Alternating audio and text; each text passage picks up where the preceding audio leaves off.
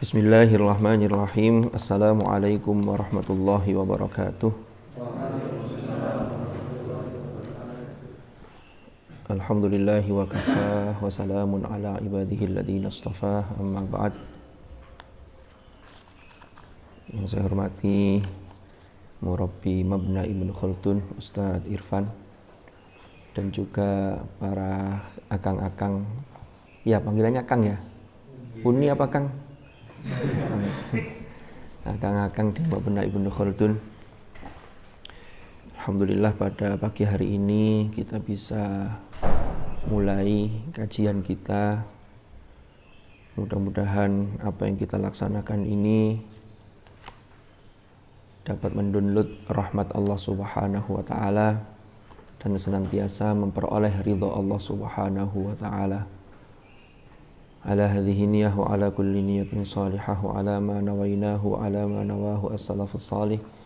Thumma ila hadratin nabiyil mustafa Muhammadin sallallahu alaihi wasallam wa ila hadrati ikhwanihi minal anbiya'i wal mursalin was sahabati wat tabi'in wal ulama'il amilin wal musannifin wa a'immatil mujtahidin wa nakhussu khususan ila muallif kitab adabil alim wal muta'allim hadratus syekh Kiai Haji Hasyim Asy'ari wa ila silsilati masyayikhina fi ta'limina wa ta'allumina wa jami'i usulihim wa furu'ihim wa nafa'ana bihim wa bi'ulumihim fid dharaini amin. Al-Fatihah.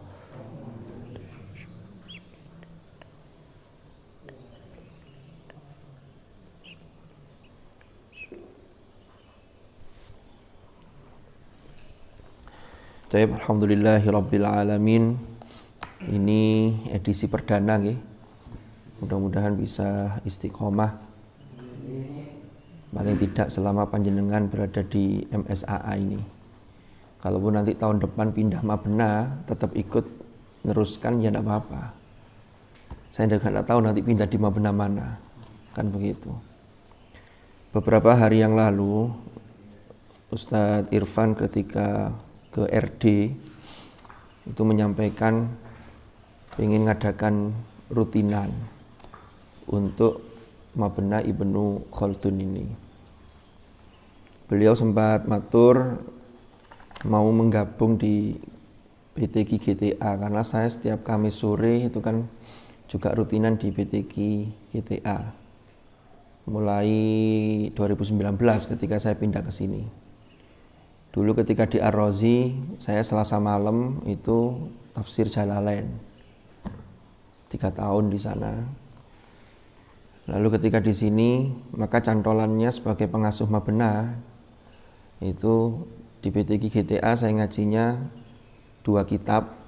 Jadi 1 majelis tapi saya bagi 2. Pertama saya ngaji Safahat fi Ulumil Qiraat. Yang kedua Fathul Mannan fi Fadhailil Quran.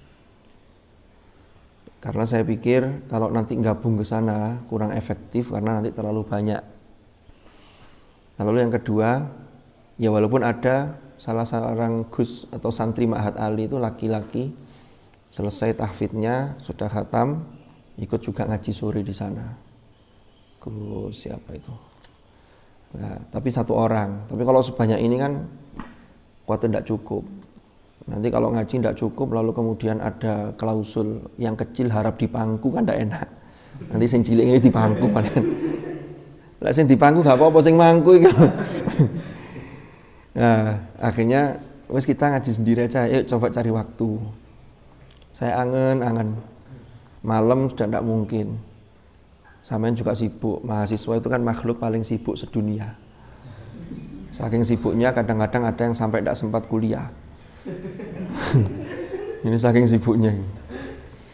Malam taklim full, sampai juga dampingi taklim. Lalu saya sore nunggu setoran, kecuali Kamis itu. Sabtu Ahad, Ustadz Irfan ngusulkan Sabtu Ahad saya punya tanggungan. Saya Sabtu Ahad itu punya agenda rutin ke Jombang.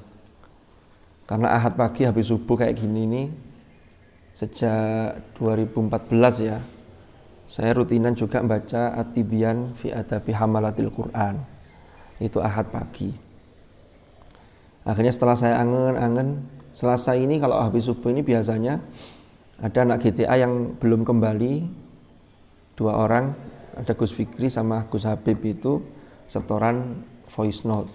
Akhirnya wis Selasa aja setorannya tak geser hari Rebunya. Gak apa-apa wis geser.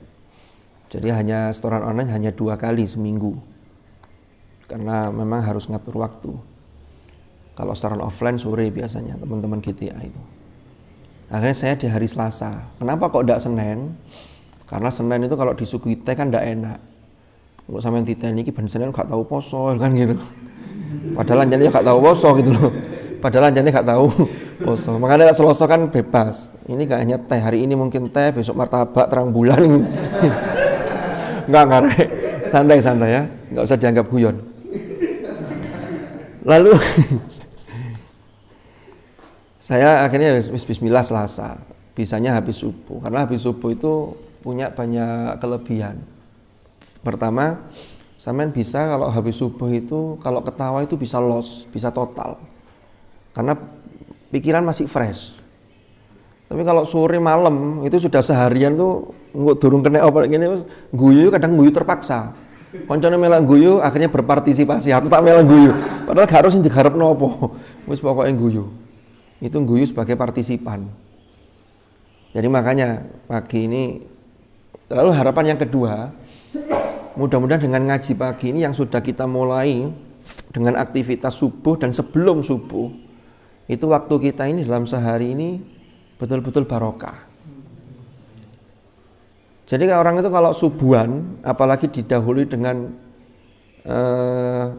kan ayatnya yang pasti saya baca kalau subuh itu aqimis shalah, lalu wa minal laili fatahajjat bihi nafilatan lak, itu hari itu enak gitu loh. Tapi kalau sudah tangine kawanan, subuhnya hilang, itu gampang sumpek. Tugas itu belum dikerjakan itu sudah sumpek duluan. Hanya ngerjakannya kadang asal-asalan, pokoknya mari. Tapi kalau paginya itu tertata, itu sehari itu enak gitu. Maksudnya tandu utang. Gitu loh. Mau gitulah gambarannya. Jadi ini kita berharap itu. Karena subuh itu waktu yang spesial.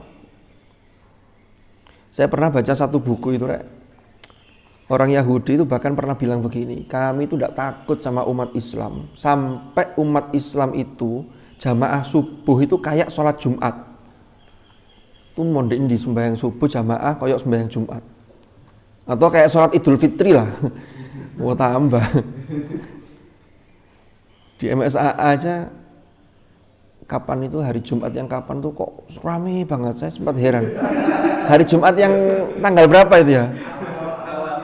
Saya sampai tanya ke murabi apa ke musyrif samping saya tuh.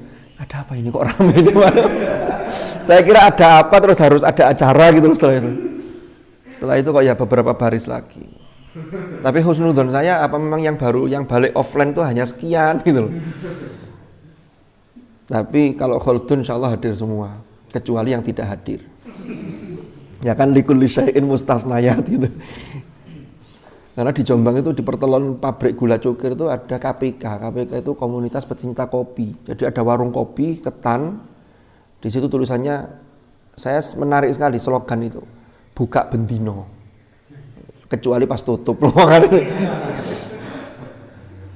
Ya kan kayak sampean kan. Saya jamaah terus kecuali pas enggak jamaah. Ya bener lagi. Jamaah terus kecuali pas ya nang masjid terus kecuali pas gak nang masjid. Maka subuh itu waktu yang istimewa. Inna Qur'anal fajri kana masyhuda. Termasuk dulu ketika saya, ini apa tarik pengantarnya kok panjang ini. Termasuk dulu ketika saya sempat baca tafsir, salah satu tafsir termasuk di Al-Misbah itu dijelaskan mengapa kok Quran al-Fajr itu kana masyhuda. Apakah selain itu tidak disaksikan? Ternyata Al-Quran menyebut itu karena subuh itu yang menyaksikan itu lebih banyak termasuk dari golongan malaikat.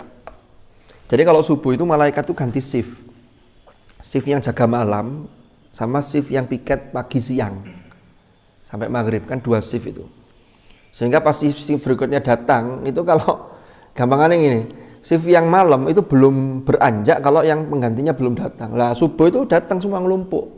Sehingga kalau kita ngaji, kalau kita baca Quran kalau kita sholat subuh, atau qubailas subuh, sebelum subuh juga, qablas subuh, qobliyah, lalu kemudian sebelum itu juga, itu betul-betul inna Qur'anal fajr kana masyhuda. Sehingga yang mengaminkan, yang mendoakan sampean, mendoakan kita ini lebih banyak.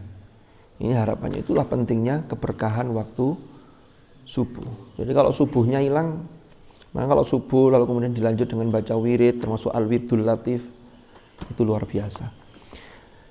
Lalu yang berikutnya, saya kemarin sempat setelah saya angan-angan waktu, saya tanya ke Ustadz Irfan, saya ngaji apa ini ya? Karena kita ini kalau ngaji lepas itu ndak enak. Kalau ngaji lepas saya ndak bawa pegangan, itu saya nuturi sampean. Tapi kalau kita ngaji kitab, saya ndak nuturi sampean, tapi saya membacakan dari mu'allif kitab ini sehingga saya juga dituturi oleh kitab. Itu bedanya. Jadi kita ngaji bareng. Salah satu khazanah kekayaan yang kita miliki di Indonesia adalah kita ini menjaga kitab-kitab turoth, kitab-kitab warisan ulama-ulama kita, sehingga itu kita kaji terus. Sudah agak lama saya ngobrol dengan Yai Syuhada, beliau cerita salah satu yang menyebabkan Sudan, beliau kan lama di Sudan, S2, S3-nya di Sudan. Yang menyebabkan Sudan itu termasuk perang saudara, di dalam itu rame, perang saudara.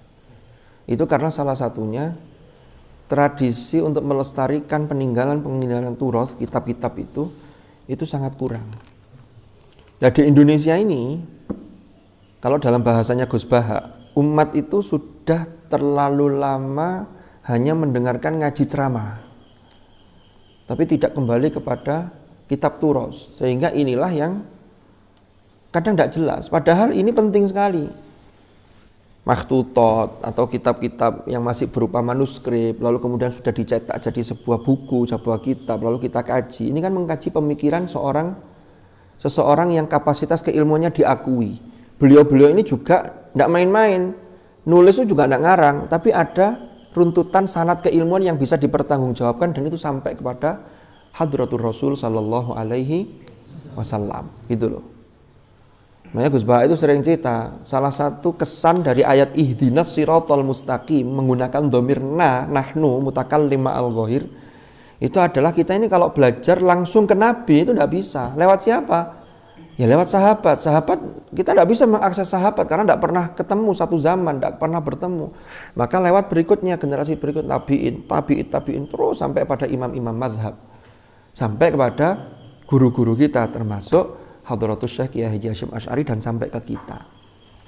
Makanya saya ngaji kitab ini, saya kitabnya Mbah Hasyim itu kemarin saya tawarkan ke Ustadz Irfan, ini mau ngaji Adabul Alim wal Muta'allim atau Risalatu Ahli Sunnah wal Jamaah. Karena zaman sekarang ini kita juga perlu mengkaji Ahli Sunnah wal Jamaah. Tapi beliau ya sudahlah, adab saja, nggak apa-apa. Tapi nanti tetap saya sisipkan nilai-nilai aswaja di dalamnya, karena ini penting. Ya.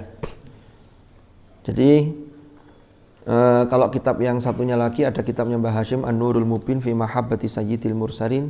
Saya juga punya rutinan itu hari Rabu malam Kamis, Pak Maghrib sampai Isya. Kadang itu bacanya hanya satu fakroh, tapi kemudian ceritanya yang panjang. Sampean maunya panjang ceritanya apa panjang fakrohnya? Atau panjang dua-duanya? Sehingga kita ngaji Adabul Alim wal Muta'allim fi ma yahtaju ilaihil muta'allimu fi ahwali ta'allumihi wa ma yatawaqqafu alaihil mu'allim fi maqamati ta'limihi. Jadi kitab ini saya dulu pernah ngaji langsung ke Gus Isom. Ini kan ada tubi'atah ta'ishrafin wa tasdihi sibtil mu'allif. Jadi ini dicetak di bawah editornya yang mentashih itu yaitu Gus Muhammad Isom Hadik Khuwaidim Al-Ilm Bima'hadi Tebu Ireng Jombang. Gus Isom itu salah satu cucu Hadratus Syekh Kiai Haji Hasyim Asy'ari dari jalur Bunyai Khadijah.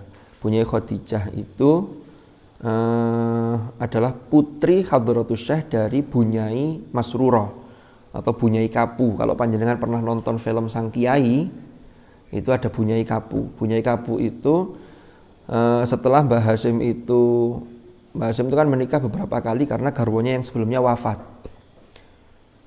Menikah pertama itu dengan putranya Yai Yakub Siwalan Panji ya. Ketika beliau masih berumur 20 tahun. Jadi Mbah Hasyim itu 20 tahun sudah diambil mantu sama Kiai Yakub kalau tidak salah namanya di Pondok Siwalan Panji itu. Kenapa kok 20 tahun sudah ya tazawwaj? Karena memang keilmuannya sudah mapan, sudah matang. Saya kadang-kadang angan-angan saya ini, atau nggak tahu kalau jenengan ya, mungkin sudah matang ya. 20 tahun uji oleh apa ya? Loh iya. Imam Alwi Al-Haddad itu pernah dawuh dalam salah satu kalam mutiara beliau itu mahfudzat. Kalau orang itu sudah mencapai usia 20-an tahun, 20-an itu ya bisa 20 sampai 29 lah, sampai hampir 30. Mungkin panjenengan di antara umur ini. Dan dia tidak memiliki satu kebanggaan terkait dengan ilmu, satu spesifikasi, maka tidak ada kebanggaan setelah itu. Artinya apa? Lek wis 30 munggah iku wangel. Makanya kita ini mondok itu kan, ini kan khirij dari pesantren-pesantren ini. Ada yang bahasa. Kalau Anda itu ya tekuni itu. Ada yang Quran, ada yang kitab salaf.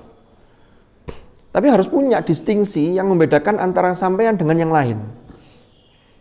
Kalau bahasanya Imam Syafi'i itu tafaqqah qabla antar as idza ra'asta fala sabila ila tafaqquh.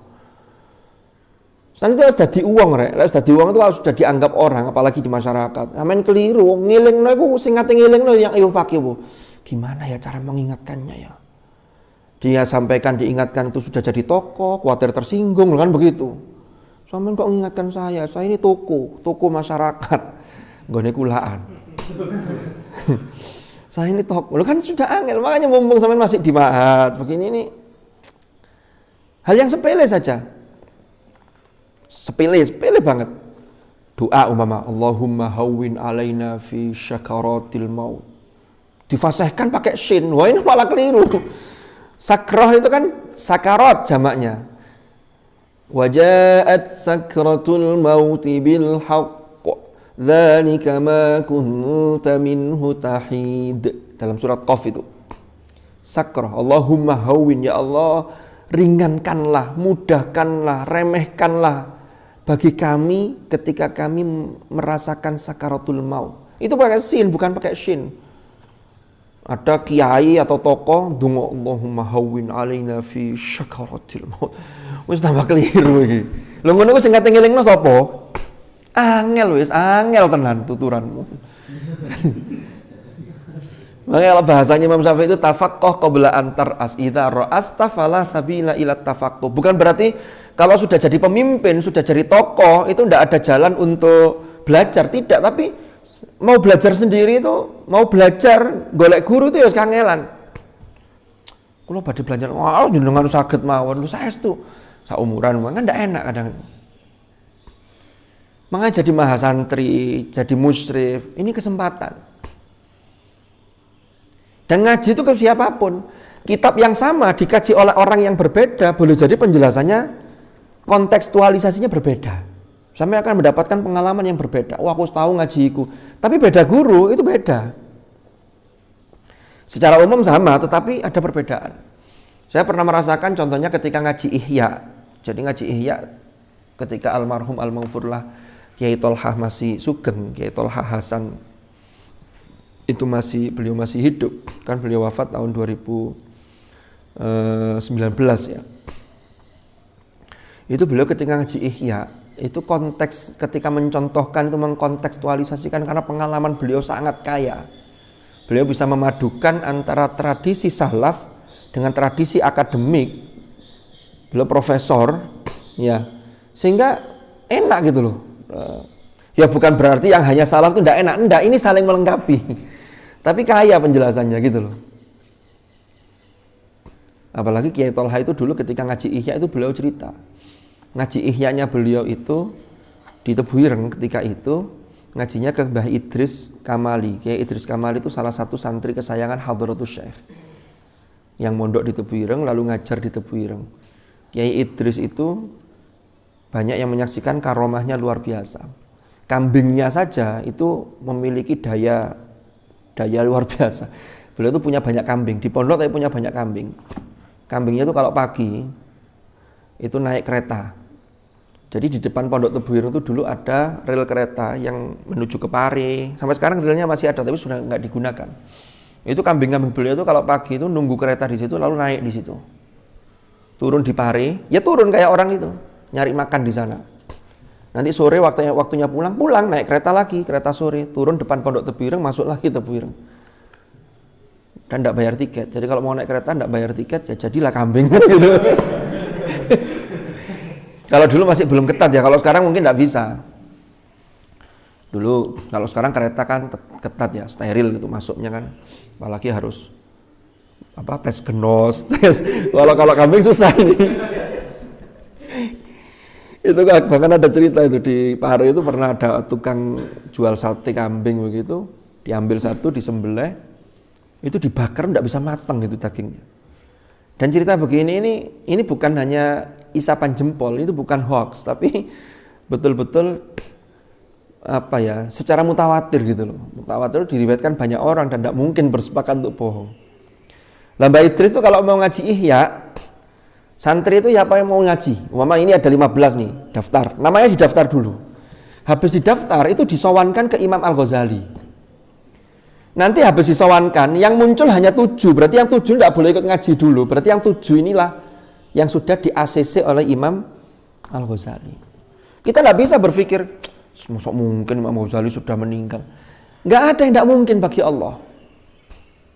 Bahkan Mbak Idris, ini Yai Tolha cerita sendiri, saya dengar sendiri dari Yai Tolha, Mbak Idris itu bawa surban itu yang dipakai, ini nama-namanya yang sudah di-ACC oleh Imam Al-Ghazali, dan Kiai Idris itu diberi surbannya Imam Ghazali.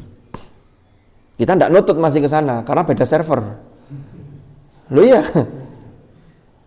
Jadi begitu-begitu itu mungkin.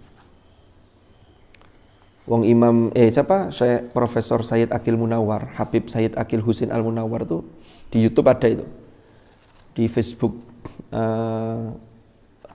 kan beliau punya ada sendiri ya di Facebook itu.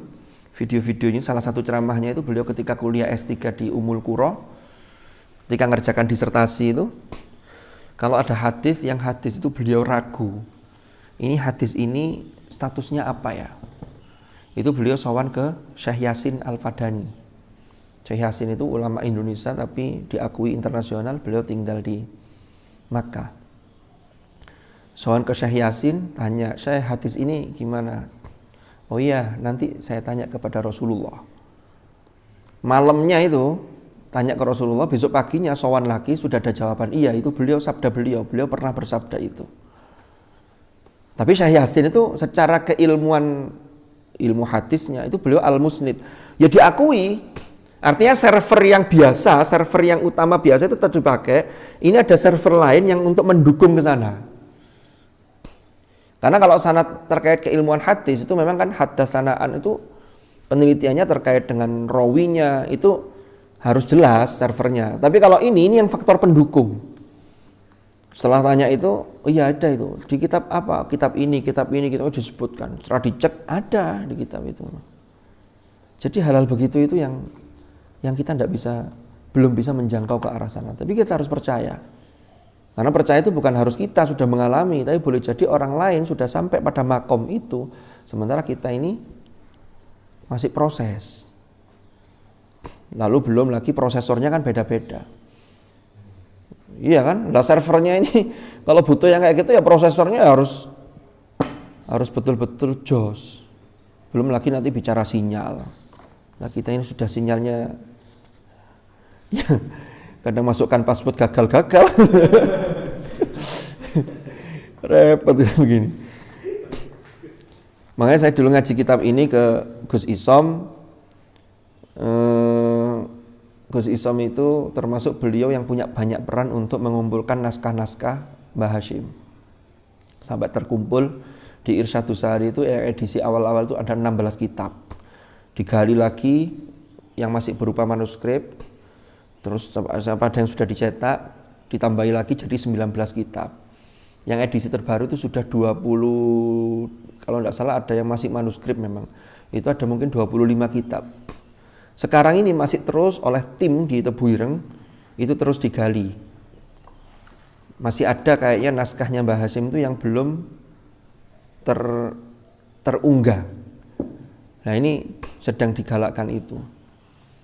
Sehingga sowannya ya termasuk ke Gus Qoyum Lasem, karena Gus Qoyum itu abahnya itu muridnya Mbah Hasyim. Mbahnya itu satu leteng dengan Mbah Hasyim. Bahkan saya dapat cerita itu, Gus Qoyum cerita ke salah satu asatid di Tebu Ireng, Ustadz di Tebu Ireng, Ustadz Roziki namanya, itu cerita ke saya ketika pulang dari Makkah. Jadi Mbah Hasyim itu setelah nikah dengan putrinya Kiai Yakub itu lalu berangkat ke Mekah.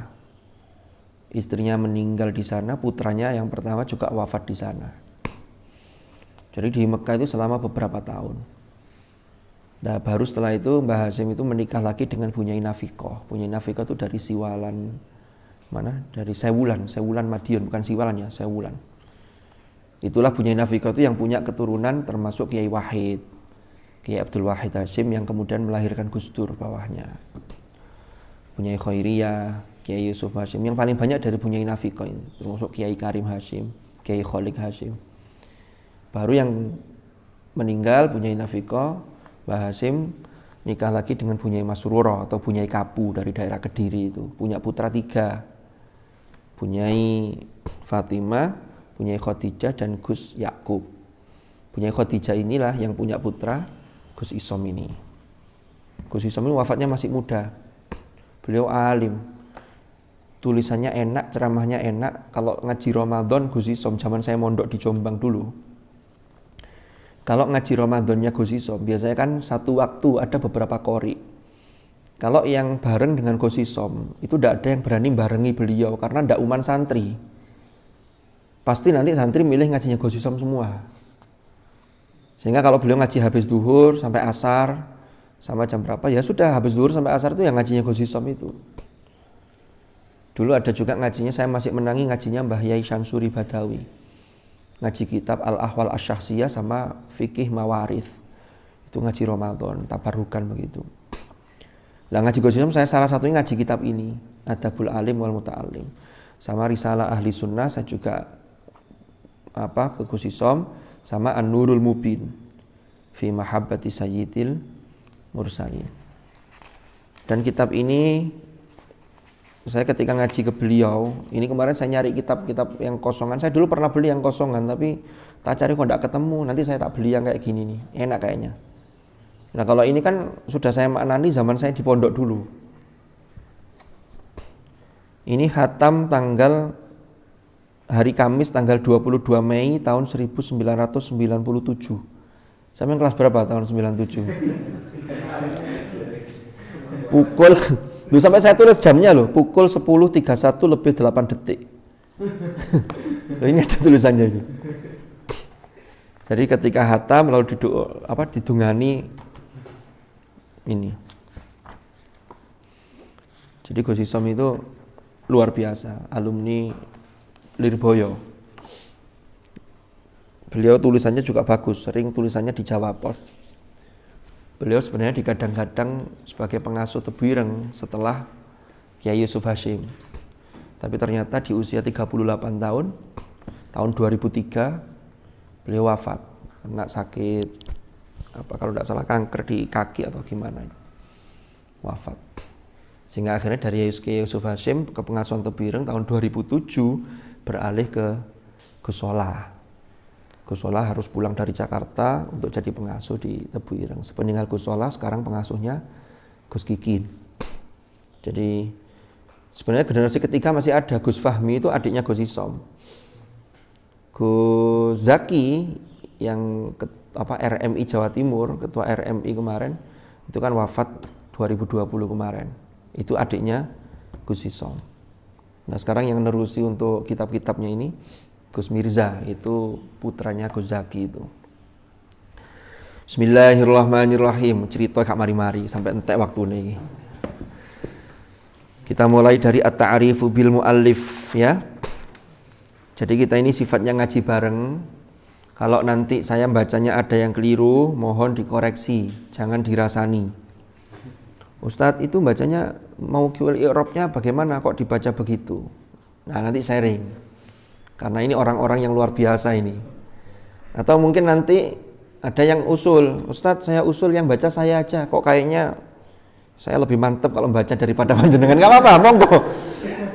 Lo enak kalau begitu, nanti tinggal nambahin penjelasan aja. Jadi koriknya dari Akang Musyrif ini. Boleh? Atau nanti sifatnya ditunjuk gak apa-apa, dimulai dari murabinya dulu. Iya, enak keliru ya, enak di majelis ini. Ustadz ini bacanya bukannya sebagai rofa atau bukannya sebagai khobarnya kana. Umpama begitu, saya keliru umpama. Loh kadang itu orang baca itu ini sudah benar, begitu muncul di sini kadang ada sabukul lisan, keliru keperusut gitu loh, itu juga bisa. Sehingga kalau sampai nonton di YouTube ono wong keperusut keliru titik itu boleh jadi memang keilmuannya, atau boleh jadi kalau husnudzonnya ini sudah benar secara keilmuan tapi keperusut lidah ini loh. Saya pernah baca ayat tuh ngaji ya streaming, kalau streaming kan susah dihapus, diedit angel. Kecuali di-download, lalu diedit dulu, dipotong, baru di-upload lagi. Kan tidak streaming jadinya. Streaming risikonya itu. Saya pernah dalil udzina lilladzina yuqataluna bi annahum zulimu. Saya bacanya semangat, udzina lilladzina yuqatilun. Keliru, saya pakai mabninya mabni maklum, bukan majhul. Saya lihat lagi di streamingnya, kok keliru dalilnya. Waduh, ini harus disampaikan ini. Daripada nanti ketika disimak orang, Pak kira Ustadz ini dalil keliru. Padahal itu tadi, ini sudah benar metune gitu loh. Nah, sebelum saya cek dulu di tafsirnya. Termasuk saya cek di At-Tafsirul Munir. Ternyata di Tafsir Munir ada hal yang menggembirakan. Ternyata ada qiraat lain itu yang membaca yuqatiluna. Sehingga saya menjelaskannya. Jadi yang saya baca kemarin itu qiraat yang lain, bukan riwayat Hafiz an Asim, bukan qiraatnya Imam Asim. Nah, jadi begitu. Bismillahirrahmanirrahim. Yang pertama adalah at-ta'rifu bil muallif, yaitu pengenalan terhadap muallif. At-ta'rifu utawi iki iku menjelaskan tentang at-ta'rif, mendefinisikan atau memperkenalkan bil muallif kelawan muallif kitab ini. Yang pertama adalah ismuhu wa nasabuhu, yaitu nama beliau dan nasab beliau. Huwa utawi al muallif iku Muhammad Hashim. Ini yang dijelaskan ini at-ta'rifu bil muallif, bukan at-ta'rifu bil qari atau bil mukri. Saya juga Muhammad Hashim tapi Ibnu Asy'ari bin Asy'ari Ibnu Abdul Wahid Ibni Abdul Wahid Ibni Abdul Halim Al-Mulaqqabi bi Pangeran Benowo. Jadi Abdul Halim buyutnya Mbah Hashim ini punya lakop Pangeran Benowo. Ibni Abdurrahman bin Abdurrahman. Jadi canggahnya Kiai Asy'ari itu bapaknya Kiai Abdul Wahid, itu buyutnya. Oh iya, Kiai Asy'ari bapaknya Abdul Wahid, mbahnya Kiai Abdul Halim buyutnya, canggahnya Abdurrahman. Al-Mulaqqab bi Jaka Tingkir. Jadi Jaka Tingkir, mungkin kalau baca sejarah Demak itu muncul nama Joko Tingkir, maka di situ itu adalah canggahnya Mbah Hashim. Sultan Hadiwijaya. Jadi Jaka Tingkir ya Sultan Hadiwijaya. Ibni Abdillah bin Abdullah Ibni Abdul Aziz Ibni Abdul Fattah Ibni Maulana Ishaq, Walid Raden Ainil Yakin. Ainil Yakin itu siapa? Al-Masyhuri bi Sunan Giri. Mbah Hashim itu At-Tebu'i Rengi Al-Jumbani, Kang Bangsa Tebu Ireng, artinya nisbat daerah ini. Tebu Ireng itu sebenarnya dulu namanya Kebu Ireng. Itu kan nama dusun. Desanya ikut Cukir. Tapi karena Tebu Ireng ini muncul, maka desa kelurahan atau desa dan kecamatannya itu tidak muncul. Orang biasa nyebut Tebu Ireng Jombang. Padahal masih ada Tebu Ireng Cukir Diwek Jombang. Cukir sama Diweknya tidak disebut. Jadi kalau kiai-kiai dulu itu kalau menamakan pondoknya itu ya mengangkat nama dusunnya. Dan biasanya itu Babat Alas. Termasuk di Tebu Ireng itu kan dulu tempatnya sarangnya para penjahat, perampok, orang-orang yang melakukan banyak kemaksiatan. Jadi tantangannya dari dalam sekaligus dari luar. Tebu Ireng berdiri tahun 1899.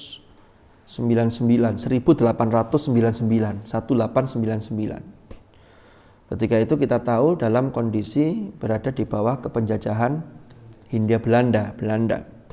Jadi tantangannya luar biasa. Tantangan dari dalam saja itu sampai Mbah Hashim itu mendatangkan Kiai Abbas ya dari Cirebon itu, termasuk untuk membentengi santri-santri dibekali ilmu kanuragan agar untuk menghadapi yang tantangan dari dalam.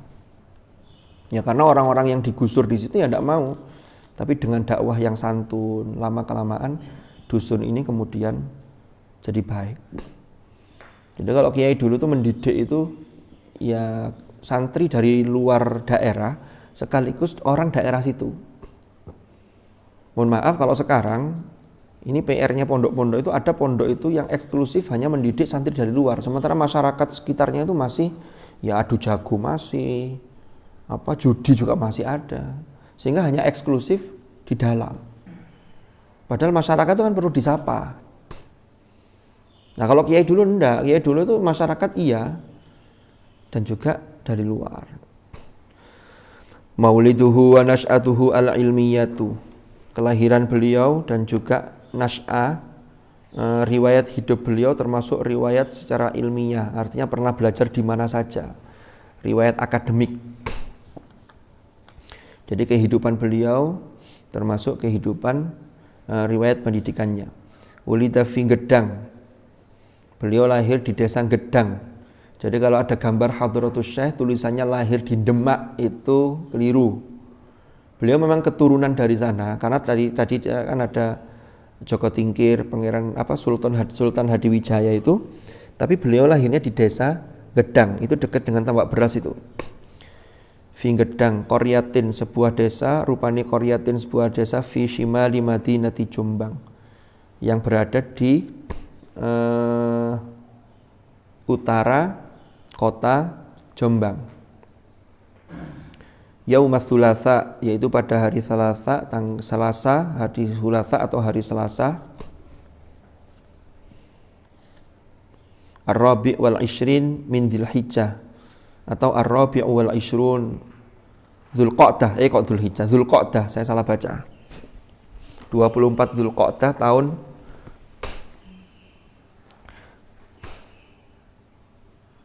sanata alfin wa mi'atain sab'in wa thamanin 1287 Hijriah, yaitu tahun Hijriah. Nasha'a wa tarabba fi hijri walidihi ahsani tarbiyatin. Jadi beliau ini terlahir, tumbuh dan memperoleh atau mengambil pendidikan, memperoleh pendidikan ini dalam bimbingan ayahnya dengan sebaik-baik pendidikan.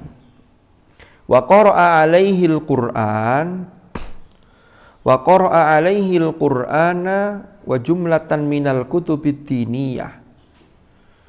Termasuk Mbah Hashim ini juga belajar Al-Qur'an pertama kali ya kepada ayahnya, yaitu Kiai Asy'ari.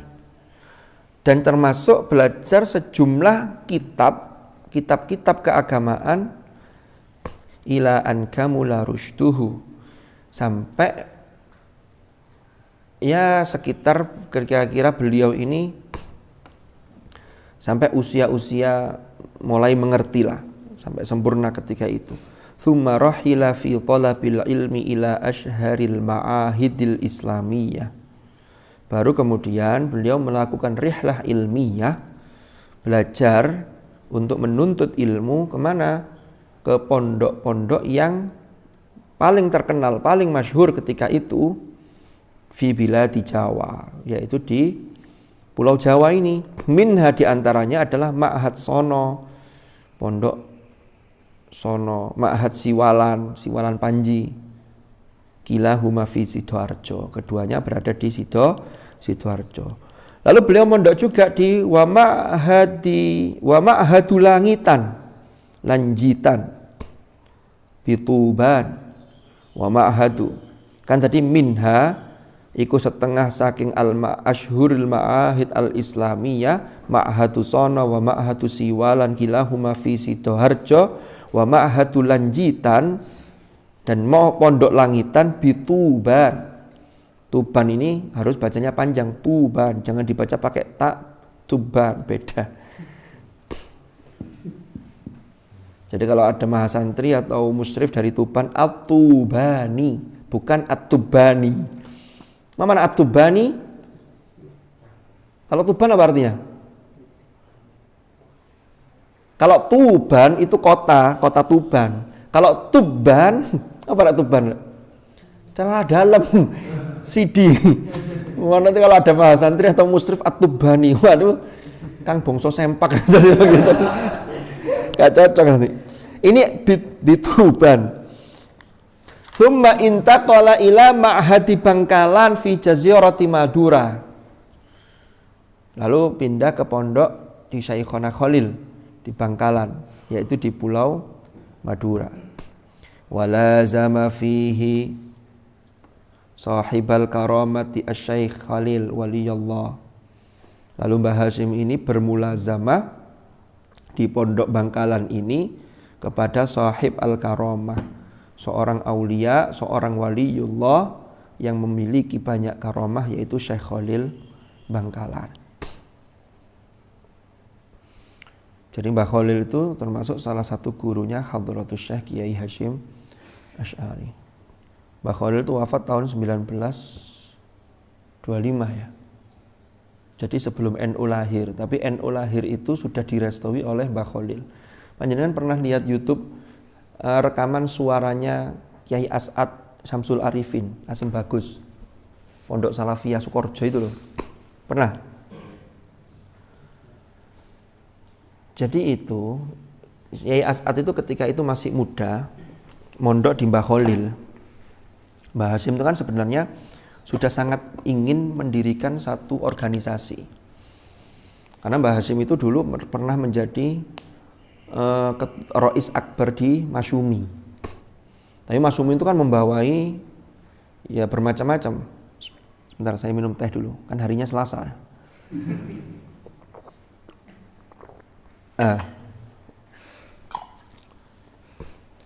Mbah Hasyim itu pernah mendirikan Nahdlatul Tujjar.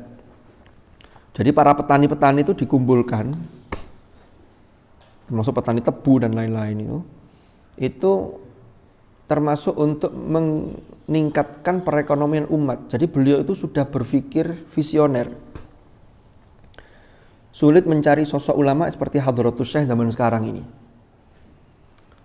Beliau ya produktif nulis, yang ngurusi santri, yang ngurusi negara. Termasuk yang sangat terkenal ini nanti 22 Oktober Hari Santri, itu terkait resolusi jihad Hadratus Syekh. Jadi tidak eksklusif. Jadi beliau itu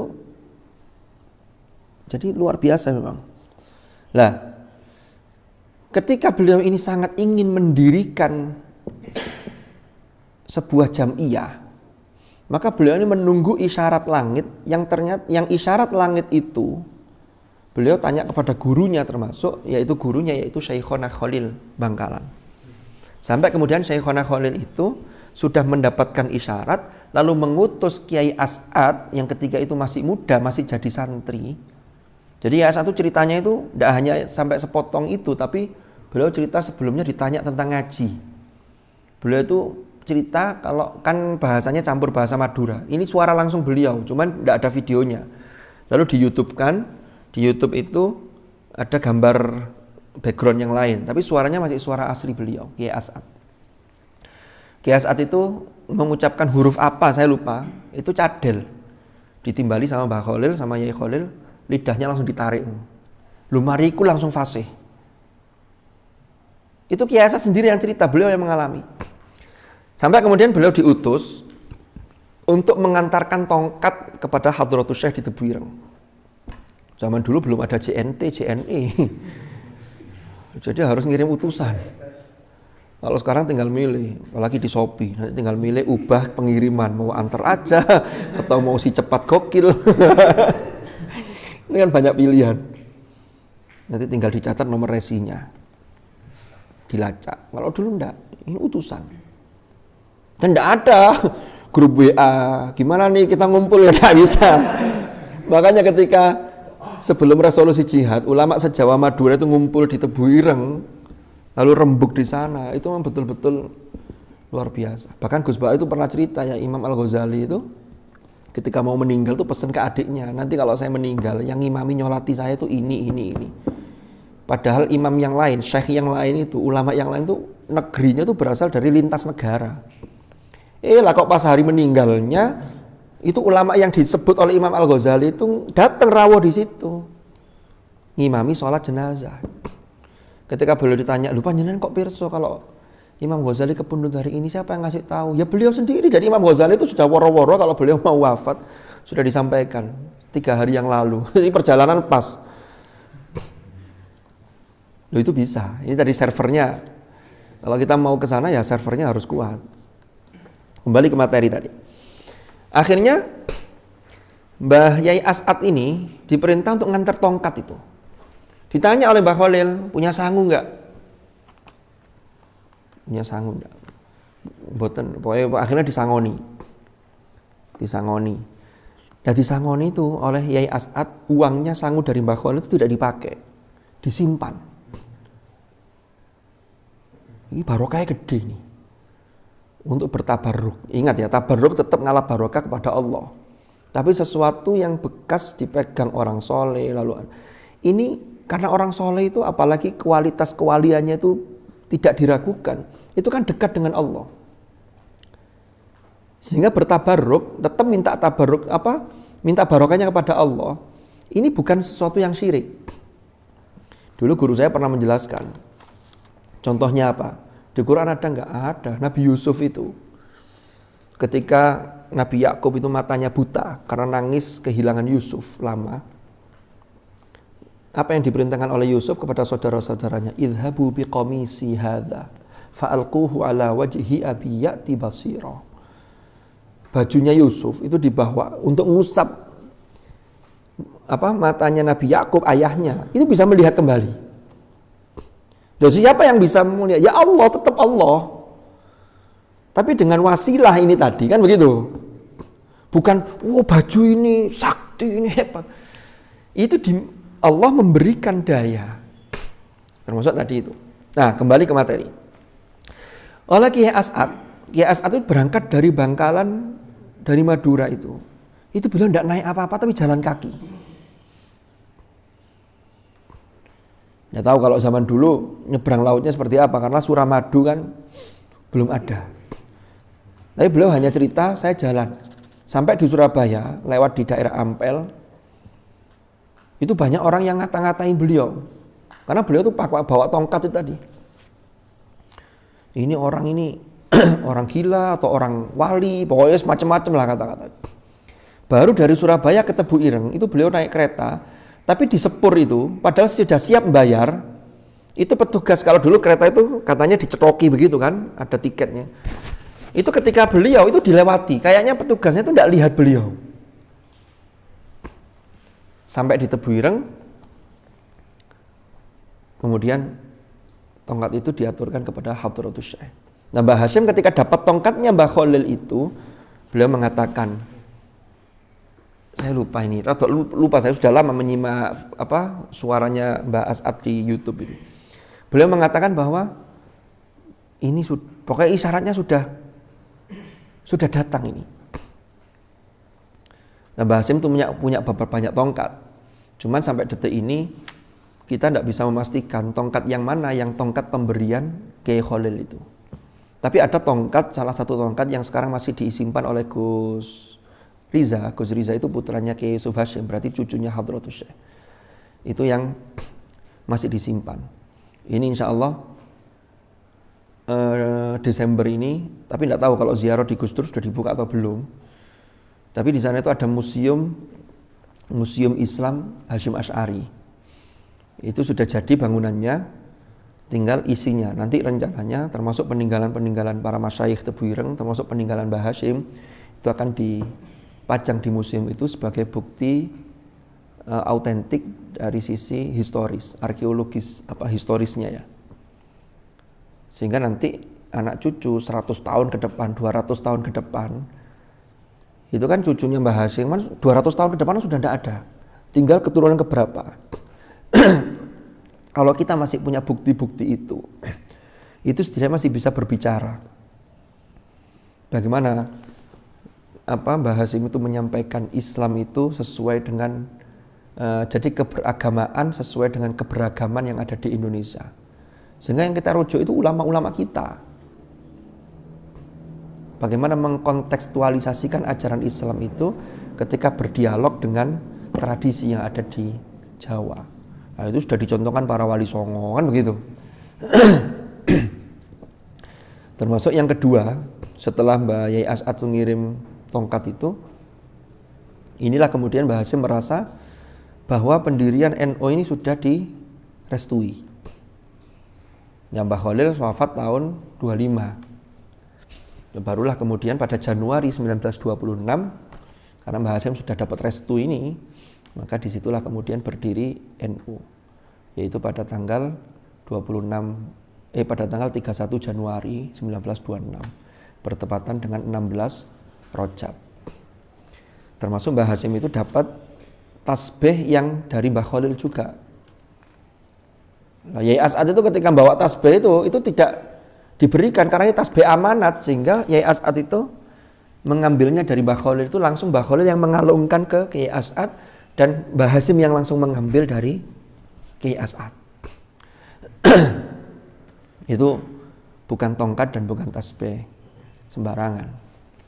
Bukan tasbih yang kita beli 5 ribuan, bukan, beda. Jadi hal-hal begitu-begitu itu penting untuk kita angkat. Summa hajara ila diyaril makkiyah. Kemudian Mbah Hashim berhijrah, melakukan perjalanan ila diyar, ke negeri-negeri al-makkiyah. Artinya beliau ya tinggal di sana, wal masyairil haramiyah, dan di masyair haramiyah. Fa aqama biha, maka kemudian Mbah Hashim tinggal di sana, bertempat tinggal, mukim di Mekah iddata sanawatin, selama beberapa tahun. Wa qara'a ala akabiril ulama'i fiha, dan Mbah Hashim ini qara'a ala itu berarti beliau belajar kepada ulama atau tokoh-tokoh ulama di Mekah ketika itu. Ingat loh ya, Mekah ketika itu belum dikuasai oleh Wahabi. Jadi ini jauh sebelum tahun 1900-an. Kan mulai Wahabi itu kan setelah runtuhnya Daulah atau Turki Utsmani. Mulai tahun 1924. Baru kemudian muncullah Raja Ibnu Saud yang secara keagamaan itu didukung oleh Muhammad bin Abdul Wahab. Muhammad bin Abdul Wahab yang Wahabi itu, yang Muhammad bin Abdul Wahab itu mengambil dari ajarannya Ibnu Qayyim Al-Jauziyah, lalu Ibnu Taimiyah dan juga Ibnu Taimiyah. Ya. Jadi jangan sampai, saya itu dulu pernah di Jombang itu di Tebu Ireng, di Unhas, Universitas Hashim Asy'ari, sebelum saya pindah lagi ke UIN.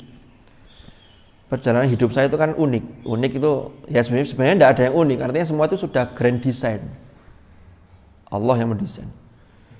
Saya itu 2007 itu sudah ngajar PKPBA sampai 2012.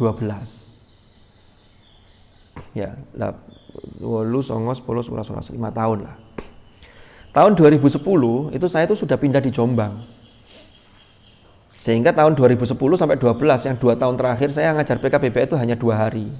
Kamis sama Jumat. Jadi Kamis Jumat saya ke Malang. Nah, 2011 sampai 15 itu saya ngajar di Unhas di Tebu Ireng itu. 2015 saya baru balik lagi ke sini di Fakultas Humaniora ini.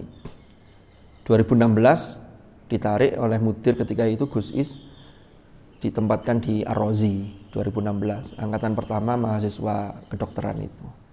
Sampai 19, terus 19 pindah ke sini. Lah, dulu saya pernah ngajar aswaja. Jadi ada mata kuliah lokal, mata kuliah muatan lokal itu, kalau di swasta ada itu. Itu mata kuliah Ahlus Sunnah wal Jamaah. Ahlus Sunnah wal Jamaah itu kan didekati dengan 3 hal. Pertama secara doktrin, secara ajaran. Yang kedua secara historis. Dan yang ketiga terkait dengan tradisi, amalia. Ini harus digabung ketiga-tiganya. Saya sudah menjelaskan mulai panjang lebar sampai ternyata pas ujian akhir, ketika saya memberi soal, ada salah satu jawaban mahasiswa itu begini. Saya belajar aswaja ini semakin bingung Ustadz. Katanya begitu. Sudahlah, lebih baik kita kembalikan saja ke pusatnya Islam, yaitu Makkah dan Madinah. Waduh, saya baca ini saya kaget. Ini kalau jawaban begini gagal total ini. Dia gagal paham dalam memahami aswaja dari sisi historis saja sudah gak pas. Begitu. Wah, akhirnya, lah kalau sekarang dikembalikan ke Mekah Madinah, lah Mekah Madinah itu sekarang yang menguasai siapa? Itu sejak 1924. Bahkan di awal-awal dulu itu kenceng sekali. Berangkat dari fatwanya Muhammad bin Abdul Wahab, lalu melalui kekuasaan Raja Ibnu Saud, itu termasuk mau menghapus semua macam-macam atau tradisi bermadhab untuk dijadikan satu keragaman. Sehingga di Indonesia itu ada Kongres Umat Islam Indonesia. Tapi ternyata Kongres Umat Islam Indonesia itu tidak mengakomodir kaum pesantren. Disinilah kemudian cikal bakalnya, termasuk cikal bakalnya NU itu Kiai Wahab Hasbullah, termasuk kepada Hadratus Syekh Kiai Hasyim Asy'ari. Beliau mendapatkan restu, lalu termasuk rembukan, sehingga akhirnya diutuslah beberapa orang, termasuk ada Syekh Ghonaim dari Mesir itu, untuk berangkat ke Saudi. Untuk apa? Untuk menyampaikan keberatan itu tadi, mewakili kaum pesantren. Nah, yang Kongres Umat Islam tadi, yang utusannya diutus ke sana, itu tidak mengakomodir suara kaum pesantren. Pesantren yang dalam tanda petik disebut kaum tradisionalis itu. Sehingga akhirnya disebutlah mereka namanya Komite Hijaz, ke daerah Hijaz. Nah, itu cikal bakalnya begitu. Dan alhamdulillah ya masukan itu diterima, ya walaupun ada beberapa hal yang tetap mereka lakukan. Contohnya apa? Seperti pemerataan makam-makam yang ada di sana, di Ma'la, di Baqi, itu diratakan semua dengan tanah. Jadi karena menurut Muhammad bin Abdul Wahab ini sumber kesyirikan, khurafat. Dikira orang kalau berangkat ke kuburan tuh doa di situ itu njaluk nang sing mati, padahal mintanya tetap kepada. Maka nanti antara ulama Wahabi dengan ulama kita itu ada perbedaan dalam hal bagaimana hukum bertawassul kepada orang-orang soleh. Kan begitu. Oke, saya lanjutkan. Akhirnya jadilah Komite Hijaz itu yang kemudian ini dari Komite Hijaz ini maka disinilah kaum pesantren itu harus punya sebuah organisasi atau jam'iyah itu. Maka disitulah muncullah Nahdlatul Ulama yang maknanya adalah kebangkitan para ulama, termasuk untuk mengkanter itu tadi. Jadi memang munculnya sesuatu firqah, munculnya sesuatu itu biasanya berdasar pada tantangan yang ada ketika itu. Imam Al-Asy'ari, Abul Hasan Al-Asy'ari itu ketika beliau menulis Maqalatul Islamiyyin, lalu menulis Al-Ibanah fi Usulid Diyanah ya. Itu karena ketika itu tantangan dari Mu'tazilah itu luar biasa. Bahkan Imam Al-Asy'ari itu bapak angkatnya yaitu Abul Ali Al-Jubai itu seorang Mu'tazilah, sehingga Abul Hasan Al-Asy'ari itu pernah jadi Mu'tazilah 40 tahun. Tapi kemudian bertobat setelah beliau bermimpi Rasulullah. Ditinggalkan semuanya, lalu beliau merumuskan akidah yang benar, yang murni, sesuai dengan apa yang diajarkan Rasulullah dan para as-salafus shalih.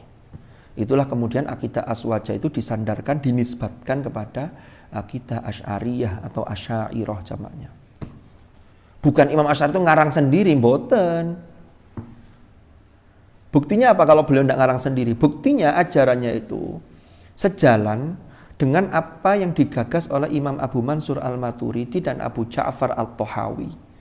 Abu Mansur Al-Maturidi di daerah Maturidi, dekat dengan Bukhara. Nah sementara Imam At-Tahawi, Abu Ja'far At-Tahawi itu di Mesir. Itu beliau tidak janjian, tapi karena untuk mempertahankan eksistensi ajaran ini yang benar, maka beliau menyusun kembali, ini loh akidah yang as-sahihah, gitu loh. Dilanjutkan oleh ulama-ulama berikutnya, ada Imam As-Sanusi dan seterusnya, sehingga muncullah akidah sifat 20. Itu untuk melengkapi apa yang digagas oleh Imam Asy'ari itu. Maka kita hari ini pujiannya Allah wujud, kita mbako dan seterusnya. Kitabnya Aqidatul Awam kan begitu. Jadi itu untuk menjaga itu. Jadi sekali lagi jangan ada anggapan loh ini berarti Imam Asy'ari ngarang. Enggak ngarang. Karena dengan Imam Al-Maturidi dengan Imam At-Tahawi tidak pernah janjian, ayo kita bikin akidah yang sama. Enggak ada WA, enggak ada, ketemu aja susah, jauh. Kan begitu. Nah, saiki iso kirim WA. Jadi ketika itu ulama-ulama Sunni, ulama-ulama yang mempertahankan betul-betul ahlu sunnah wal jamaah itu masih bebas untuk membuat halaqah di Masjidil Haram. Tapi setelah Makkah dikuasai Wahabi, maka mereka ini diminggirkan. Makanya termasuk terkenal sekali. Nah ini, faqara'a 'ala Syekh Muhammad Nawawi Al-Bantani. Mbah Hasyim itu belajar langsung kepada Syekh Nawawi. Syekh Nawawi Banten itu yang mensyarah Manzumati Syu'ab bil Iman, Qomi Utughyan itu yang kita kaji di Ma'had ini. Termasuk Imam Nawawi itu yang mensyarah kitab Safinatun Najah. Judul syarah kitabnya Kasyifatus Saja. Jadi kitab Safinah itu Syekh Sulaim bin Sumair itu kemudian dilengkapi penjelasannya syarahnya oleh Imam Nawawi. Wasyaikhi Khatib Al-Minangkabawi. Ini maksudnya Minangkabau. Jadi Syekh Khatib Minangkabau itu juga mengajar di Masjidil Haram. Wasyaikh apa bacanya ini khotnya kok apa punya sama ini? Syu'aib lah bukan? Oh iya. Syu'aib bin Abdirrahman. Belajar apa? Anwa al-funun. Berbagai macam fan keilmuan. Jadi Mbah Hasyim ini berbagai macam fan keilmuan. Sehingga masyhur sekali bahwa Mbah Hasyim itu ketika pulang ke Indonesia, beliau itu hafal al-kutub as-sittah. Hafal 6 kitab babon hadis itu. Makanya di Tebu Ireng itu menjadi rujukan ketika Mbah Hasyim itu membaca 6 kitab, apalagi 2 kitab sahih, yaitu Al-Jami'us Sahih dan Sahih Muslim itu. Kemarin sempat diteruskan oleh Kiai Habib, tapi sudah kepundut, sekarang nggak tahu siapa yang meneruskan. Jadi masih nyambung. Jadi baca 2 kitab besar itu, paling tidak Sahih Bukhari, Sahih Muslim. Habis ya waktunya ya. Bentar lagi, 2 menit. Wa qara'a ala as-Sayyid Abbas Al-Maliki Al-Hasani.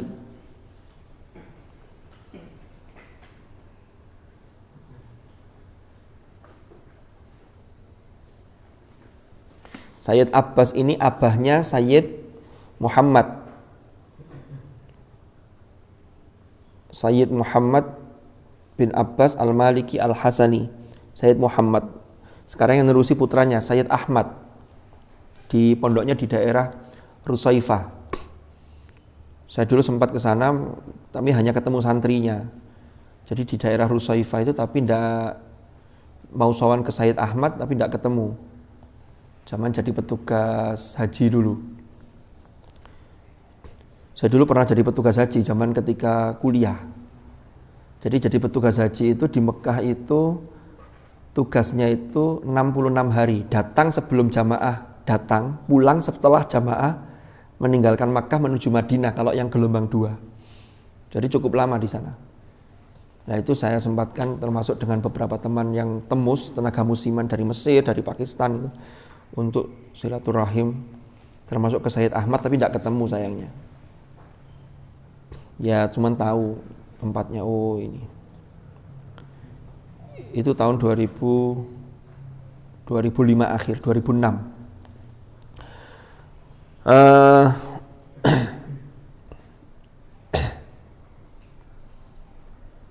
Wa qara'a ala as-Sayyid Abbas al-Maliki al-Hasani kataba al-ahadits an-nabawiyah. Beliau ini yang ini yang kataba siapa ini berarti? Sayyid Abbas ya. Kataba al-ahadits an-nabawiyah. Termasuk Sayyid Abbas itu yang mensyarah Bulughul Maram kalau tidak salah ya. Ada 2 orang penulis itu yang syarah Bulughul Maram yang judulnya Ibanatul Ahkam. Kan syarahnya Bulughul Maram kan ada banyak. Salah satunya ada Ibanatul Ahkam. Itu insya Allah kalau tidak salahnya Sayyid Abbas ini. Thumma qara'a ala Syekh Muhammad Mahfud bin Abdillah At-Turmusi. Syekh Mahfud Termas, Pacitan. Syekh Mahfud ini juga diakui kapasitas keilmuannya secara internasional. Jadi Syekh Mahfud itu seorang yang hamilul Quran, seorang hafid, termasuk ulama Nusantara yang mumpuni bidang ke-Al-Quranannya, bidang hadisnya, dan ilmu-ilmu yang lain. Salah satu jalur sanad qiraat di Indonesia, riwayat Hafiz an Asim itu jalur sanadnya ke Indonesia itu salah satunya melalui Syekh Mahfud Termas ini. Bahkan Syekh Mahfud Termas punya kitab tentang qiraat juga, qiraat sab'ah. Saya tapi lupa judulnya.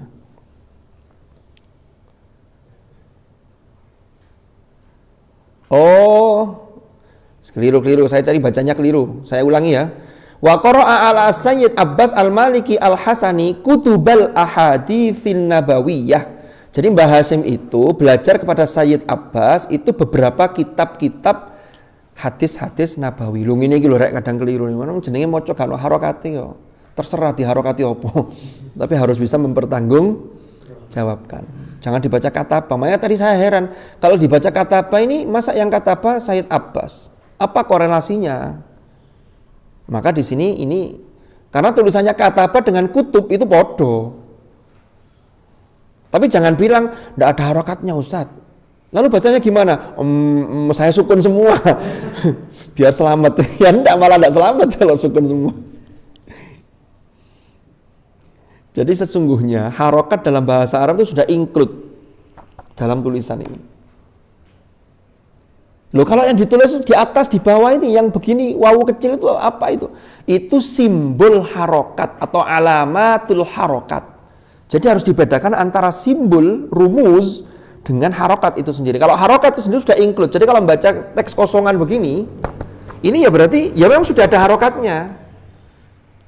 Tapi kalau kemudian ditambahi, berarti simbolnya ditulis gitu loh. Simbol itu sejak kapan? Dulu zaman Nabi simbol harokat belum muncul. Jangankan simbol harokat, titik saja, titiknya huruf, itu belum ada. Makanya orang sekarang, oh ini khotnya ini, rosemnya Utsmani ini. Salah ini titiknya loh. Rosem Utsmani itu belum mengenal titik, apalagi harokat. Hanya rumahnya, pokok batang hurufnya saja. Saya sering cerita ini kalau ngaji qiraat, ilmu qiraat itu. Jadi kalau Anda baca Fatabayyanu dengan Fatathabbatu itu tulisannya podo Rosem Utsmaninya. Karena hot kufi kuno yang dipakai untuk nulis Al-Quran mulai zaman Nabi itu tulisannya begitu itu. Kalau titik, kalau harokat. Baru simbol harokat itu mulailah pada masa Imam Abul Aswad Ad-Du'ali. Itu baru titik untuk simbol harokat, tapi belum jadi seperti harokat yang sekarang. Lalu muncul titik huruf. Siapa? Muridnya Abul Aswad, namanya Nasr bin Asim Al-Laitsi. Lalu kok jadi harokat itu fathah yang dimiringkan di atas? Apa fathah itu alif yang dimiringkan di atas tapi tidak penuh? Itu jasa dari Al-Khalil bin Ahmad Al-Farahidi, abad kedua Hijriyah. Jangan mengatakan, loh tulisan Quran kok ngene, iki bid'ah iki, zaman Nabi gak ngene. Ini bid'ah yang wajibah. Soalnya apa? Sampean wis ana harokate ngene cek keliru-keliru. Masih banyak mahasantri yang kelas asasi.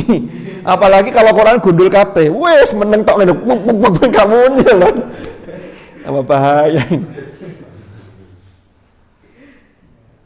Jadi kita bersyukur atas jasa para ulama itu sehingga memunculkan kreasi-kreasi atau bid'ah-bid'ah yang bid'ah itu betul-betul hasanah. Jangan mengartikan terlalu ekstrim. Kul itu semuanya, tidak ada kecuali. Padahal tidak semua kul itu semuanya. Ada kul itu yang bermakna sebagian. Contohnya apa? Ada di Quran. Wa ja'alna minal ma'i kulla syai'in hayy. Dan kami menjadikan segala sesuatu itu dari air. Segala sesuatu yang hidup itu dari air. Ternyata ada yang tidak dari air. Malaikat tidak dari air. Malaikat dari cahaya. Jin tidak dari air. Jin dari api. Kan begitu. Nah, menungso iya, saripati air. Termasuk saripati tanah, lalu jadi air itu. Tuh ngene-ngene iki lho. Iki penting. Jadi ojo kerang-kerang memaknai bid'ah. Lalu pentingnya ngaji aswaja itu kan begini nih. Wa qara'a 'ala Sayyid Abbas, saya baleni biar nanti streamingnya tidak salah paham. Ini kalau yang gawat itu begini. Mari maca ndek kataba al-ahadits an-nabawiyah mandek streaming dipateni. Ustadz ngaji opo kok keliru loh. Padahal sudah ada revisi kan? Wa qara'a 'ala Sayyid Abbas al-Maliki al-Hasani kutubal ahaditsin nabawiyyati ing pira-pira kitab-kitab hadis-hadis Nabi. Tsumma qara'a 'ala Syekh Mahfud bin Abdullah At-Turmusi al-ulum asy-syari'ata wal alatil adabiyata dan juga alat-alat kesusastraan. Artinya ilmu yang bicara tentang sastra. Kan bahasa Arab apalagi bahasa Al-Qur'an. Quran itu bukan karya sastra tapi memiliki nilai sastra yang mengungguli karya sastra manapun. Jadi sama titani ya kata-katanya ya. Quran itu bukan karya sastra. Karena kalau karya sastra dia punya aspek intrinsik membangun karya sastra itu. Ada imajinasi, ada khoyal itu. Nanti yang ahli Ustadz Muzaki, Yai Muzaki itu. Dulu saya diajar oleh beliau itu. Nah, Quran itu bukan karya sastra. Tetapi nilainya termasuk keindahannya, kebalaghaannya itu mengungguli karya sastra manapun. Tapi ada, termasuk Amin Al-Khuli. Amin Al-Khuli itu pendekatan terhadap Quran itu pendekatan sastrawi. Sehingga ada tokoh-tokoh para linguis itu yang menganggap Quran itu kitab sastra terbesar. Tapi ini sebuah ungkapan menurut saya, ini sebuah ungkapan yang luar biasa. Tapi jangan difahami secara tekstual. Berarti Quran karya sastra. Jadi kata-katanya, Quran itu bukan karya sastra, tapi keindahannya, kandungannya mengungguli keindahan karya sastra manapun. Itu wal a'mal al haditsiyah dan juga a'mal al haditsiyah hatta adraka katsiran. Jadi juga al a'mal al haditsiyah hatta adraka sampai bisa mengetahui sapa Mbah Hasyim katsiran minal ma'quli wal manqul, banyak hal dari sesuatu yang ma'qul. Ma'qul itu terkait dengan ra'yun, terkait dengan riwayat, terkait dengan ra'yun ya, yang bisa dirasionalisasi, dan wal mangkul, dan sesuatu yang bersifat nakal, riwayat, mangkul. Jadi beliau belajar banyak, karena guru-gurunya lengkap. Kalau guru itu keilmuannya luas, keilmuannya lengkap, itu yang netes kepada murid itu juga banyak. Jadi kalau kalian nanti umpama pulang ada yang jadi guru di sekolah formal, jangan hanya mengandalkan LKS. Lengkapi dengan kitab-kitab marja yang kuat. Karena LKS itu rawan salah. Saya beberapa kali menemukan LKS itu rawan salah. Kenapa? Karena LKS itu kadang ditulis berbasis proyek. Pokoknya mari duwe cair. Kan repot begitu. Lanjut, tsumma raja'a ila baladihi fahaqqaqa wa allafa. Lanjutan apa itu, Rek? Fa apa qaf? Enggak, yang tengahnya fa apa qaf? Daqqaqa ya. Wa daqqaqa wa sannafa. Kemudian beliau pulang kembali ke tanah air, kembali ke Indonesia. Kemudian apa yang beliau lakukan? Beliau mentahqiq. Yang mentahqiq kitab-kitab, merealisasikan ilmunya. Wa allafa, beliau menulis kitab. Wa daqqaqa, dan kemudian beliau mendalami lagi. Wa sannafa, juga mentasnif atau mengarang kitab-kitab. Untuk pertanyaan, insya Allah pada episode yang akan datang, kalau ada pertanyaan, monggo. Wallahu a'lam bissawab. Mudah-mudahan manfaat, mudah-mudahan barokah. Al-Fatihah.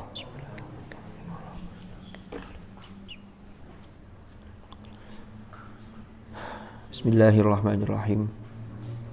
Allahumma ya Allah, Allahumma ja'al ijtima'ana ijtima'an marhuma wa tafarruqana min ba'dihi tafarruqan ma'suma wa la taj'al ma'ana wa fina syaqiyyan wa la mahruma. Allahumma ya Allah, inna nastaudi'uka ma qara'na wa ma 'allamtana fardudhu ilaina inda hajatina ilaih bi rahmatika ya arhamar rahimin. Wa sallallahu ala sayyidina Muhammad walhamdulillahi rabbil alamin. Al-Fatihah.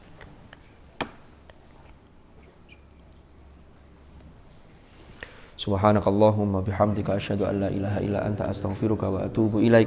Wa sallallahu ala sayyidina Muhammad walhamdulillahi rabbil alamin. Hadanallahu wa iyyakum ajma'in. Al-'afwa minkum. Assalamualaikum warahmatullahi wabarakatuh. Waalaikumsalam warahmatullahi wabarakatuh.